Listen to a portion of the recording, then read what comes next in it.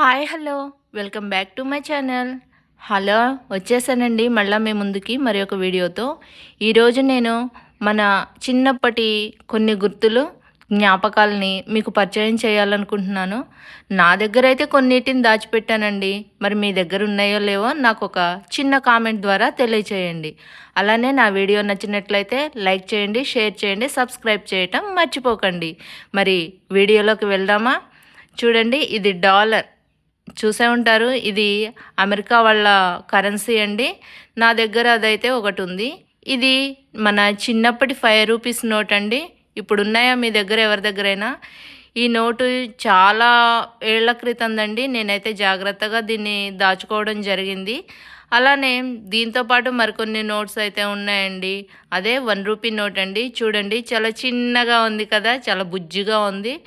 1 rupee note అంటే అప్పట్లో రూపాయి దొరికింది అంటే మాకు చాలా సంతోషం అనిపించేదండి. రూపాయి పట్టుకొని కొట్టు దగ్గరికి వెళ్ళామంటే ఆ రూపాయికి పావులా చాక్లెట్లో 10 పైసల చాక్లెట్లో ఏవో ఒక 3-4 తీసుకొని ఎంత చక్కగా వచ్చేసేవాళ్ళము తెలుసా. మీరు కూడా అలా చేశారా?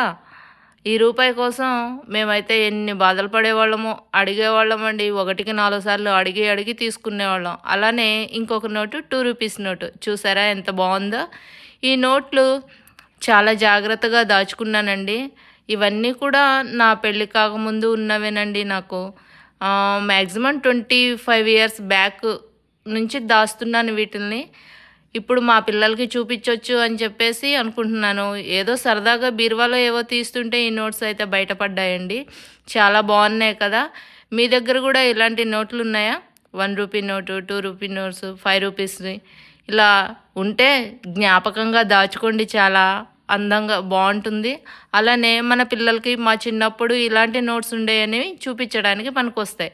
వీటితో పాటు మరికొన్ని కాయిన్స్ కూడా ఉన్నాయండి. అవే ₹1 బిళ్ళ. ₹1 అంటే మ్యాక్సిమం అందరికీ తెలిసే ఉంటుంది, అందరూ చూసే ఉంటారండి.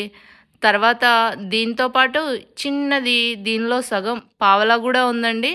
ఇప్పట్లో పావలాలంటే ఎవరి దగ్గర లేవండి. పాత వాళ్ళు అయితే దాచుకొని ఉంటారు. కొత్త వాళ్ళ దగ్గర అయితే ఇప్పట్లో తెలిసిన వాళ్ళు ఎవరు ఉండరు. ఇది 10 పైసల బిళ్ళ అండి. ఇది చిన్నగా ఉండేది, చాలా చిన్న బిళ్ళ అనమాట. ఇది 10 పైసలు అసలుదండి, పాతది, ఓల్డ్ కాయిన్ అనమాట ఇది. తర్వాత దీంతోపాటు నా దగ్గర ఇంకొక కాయిన్ కూడా ఉంది.